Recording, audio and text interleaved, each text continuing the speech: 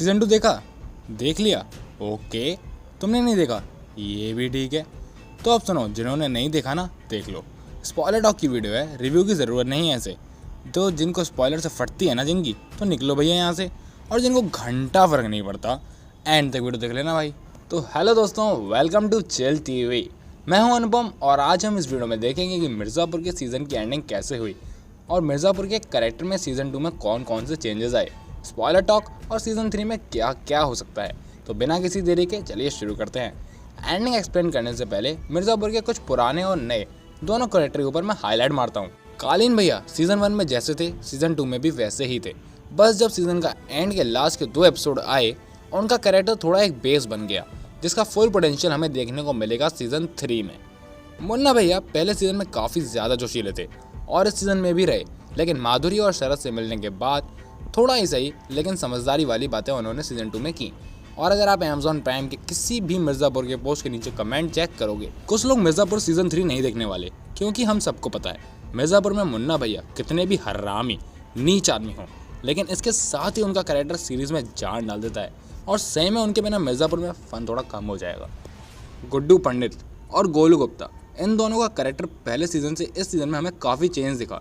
जहां पर गुड्डू काफ़ी बेवकूफ़ और जोशीला था, सीज़न 2 में उतना ही डार्क और डिप्रेस्ड हमें दिखा। साथ ही वो अब रेकलेस डिसीजन लेने के साथ साथ काफ़ी जिम्मेदार और स्मार्ट होते दिखा। और गोलू की बात करें तो वो पहले काफ़ी चुलबुली थी, लेकिन अब पैनिक बन गई थी। जैसे जैसे सीज़न एंड हुआ वैसे वैसे हमने नोटिस कर सकते थे कि स्मार्ट होने के साथ ही वो धीरे धीरे साइको होती चली गई है। बाकी के कैरेक्टर की बात हम आगे करेंगे, तो चलिए अब एंडिंग एक्सप्लेन की तरफ बढ़ते हैं। मैं समरी देते देते सब कुछ बताता हूँ। सीज़न 2 के एंड में जब राजा मुन्ना भैया को बताता है कि उसे मारने के लिए कालीन भैया ने ऑर्डर दिया था, यहाँ से मिर्ज़ापुर का पेस काफ़ी फास्ट, थ्रिलर और गूज़बम्स से भर जाता है। इसके बाद मुन्ना ने शरद शुक्ला को बताया कि वो आज कालीन भैया को ख़त्म करके मिर्ज़ापुर ले ही लेगा। इसके बाद शरद ने कालीन भैया को कॉल करके बता दिया कि सतर्क रहो और गार्ड्स रेडी रखो। लेकिन कालीन भैया ठहरे हमारे दिमागी आदमी, उन्हें पता था कि मुन्ना नहीं मारेगा और गार्ड्स लगाएंगे तो शायद शक होकर मार दे, इसलिए उन्होंने गार्ड्स को भेज दिया और अकेले रुक गए। और इससे कुछ टाइम पहले बीना ने गुड्डू भैया और गोलू को खबर कर दी कि आ जाओ। मुन्ना और कालीन भैया में थोड़ी बातें हो गई थी और मुन्ना को गद्दी भी मिल गई थी। इसी बीच शरद भी वहीं था। उसने सोचा बाप बेटे अकेले हैं, उड़ा देते हैं फिर मिर्ज़ापुर हमारा। लेकिन बीच में एड्स और थर्ड पार्टी की तरह आए गुड्डू, गोलू और उनके आदमी। और इसी बीच हमें देखने को मिला कि मुन्ना को बचाने के लिए कालीन भैया खुद को कुर्बान करने के लिए भी रेडी थे। फिर दोनों में थोड़ी सी गन फाइटिंग हुई और शरद इसमें नहीं पड़ा, क्योंकि उसने माँ को बोला था वो आगे से स्ट्रिंग सैंडल नहीं करेगा और छिपा रहा। फिर गुड्डू आगे आते हैं, फायरिंग में त्रिपाठियों को जख्मी कर दिया था और कालीन भैया थोड़े दूर गिर गए थे। और इसी बीच मुन्ना को ख़त्म कर दिया उसी के स्टाइल।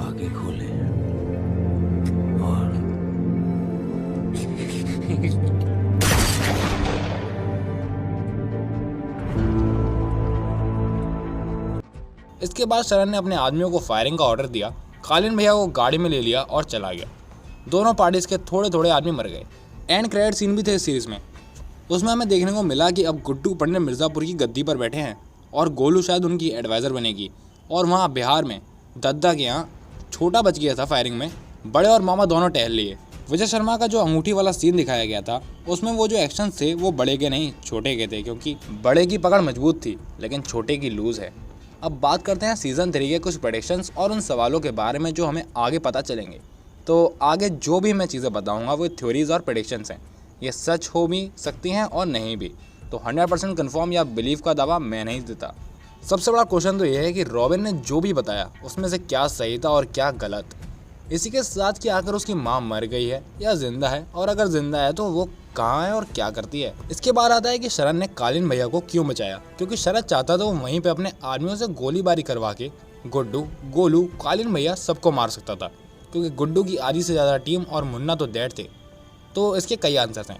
सबसे पहले तो प्राइम वालों को शायद सीज़न 3 निकालना था। मिर्ज़ापुर उनके लिए एक मनी मिल्क मशीन है, बाकी सीरीज से ज़्यादा यही चलती है। और तो और ये एक रिवेंज स्टोरी थी, तो रिवेंज पूरा होने के बाद आगे बस थोड़ा ही काम बचता है। और अगर सीरीज़ के हिसाब से देखें थ्योरेटिकली, तो शरद को विश्वास जीतना था माधुरी द सीएम ऑफ यूपी का, क्योंकि अभी जो हालात हैं उसमें से त्रिपाठी फैमिली के लिए शरद लॉयल है। और मुन्ना का मरने के बाद काफ़ी ज़्यादा चांसेस हैं कि कालीन भैया उसे ही मिर्ज़ापुर की गद्दी के लिए योग्य मानते हैं, और उनको बचाने से उनकी शरद के लिए इज्जत और भी बढ़ जाएगी। और साथ ही माधुरी के होते हुए गुड्डू को गड्डी से हटाना ज़्यादा मुश्किल काम नहीं होगा, गुड्डू पे 320 का चार्ज है, किल and run, normal killings, drug smuggling, police वाले को मारना, इलीगल वेपन्स कैरी करना, ऐसे ढेरों चार्जेस हैं। और शायद अपने पापा को बचाने के लिए उन्होंने किया हुआ मर्डर भी वो कबूल कर सकता है। गोलू का नाम डायरेक्ट इन्वॉल्व नहीं होगा क्योंकि वो ज़्यादा मारपीट में नहीं पड़ती थी, लेकिन इनडायरेक्टली वो भी एक क्रिमिनल बनी है। इसी बीच गोलू के पीछे दद्दा त्यागी भी पड़े थे और वो फ्रॉड और ड्रग्स के लिए पुलिस को गवाही दे सकते हैं, लेकिन वो पुलिस के बीच में ना लेकर खुद गोलू को गोली मारने में ज़्यादा इंटरेस्टेड होंगे। इसमें उनको छोटा शुरू में तो मदद करेगा, लेकिन एंड में वो गोलू की साइड ले सकता है और शायद इसमें वो मर भी सकता है। कुछ भी हो सकता है, लेकिन काफ़ी ज़्यादा चांसेस हैं गोलू के साइको बनने के, बहुत ज़्यादा, बहुत ज़्यादा। और अब बात करें लाला की, तो अब उसके लिए सभी दुश्मन हैं, लेकिन उसकी बेटी के लिए गुड्डू एक सॉफ्ट कॉर्नर है। तो इनका क्या होगा ये भी सीज़न 3 में ही पता चलेगा। और सीरीज़ के एंड में मकबूल, जेपी यादव, इनको भी गायब कर दिया गया था, तो वो भी कुछ खिचड़ी पक्का बना रहे होंगे। इन दोनों कैरेक्टर्स की बात करें तो ये किसी साइड में होंगे, कुछ कह नहीं सकते। इस सीज़न में सबसे ज़्यादा राजनीति करने वाली बीना नेक्स्ट सीरीज़ में किसकी साइड में होगी, ये भी एक सवाल है, क्योंकि अब मुन्ना नहीं रहा है। और शरद, गुड्डू, कालीन भैया, गद्दी पे कोई भी बैठे, बड़े होने के बाद उसके बच्चे को गद्दी मिलने के चांसेस दोनों साइड ही सेम हैं। अभी तो गद्दी गुड्डू के पास है, लेकिन आगे क्या होगा नो आइडिया। और कुछ छोटे मोटे सवाल छूट गए हों तो आप कमेंट सेक्शन में पूछना। ज़्यादा सवाल आए तो एक अनआंसर्ड क्वेश्चन की वीडियो बना दूंगा, लेकिन अगर माइनर क्वेश्चन हुए तो आप सबको कमेंट में रिप्लाई कर दूँगा। और अगर कमेंट करने के लिए कुछ ना हो तो भौकाल लिख देना, इससे इस वीडियो को काफ़ी सपोर्ट मिलेगा। इसी के साथ वीडियो को यहीं समाप्त करते हैं। आई होप आपको वीडियो पसंद आई होगी। अगर आ गई है तो वीडियो को लाइक करें और अपने दोस्तों के साथ शेयर कर देना। और ऐसे ही movies, TV shows, web series से रिलेटेड कंटेंट के लिए चैनल को सब्सक्राइब जरूर कर देना। मैं मिलूंगा किसी और वीडियो में, तब तक के लिए चलते हैं।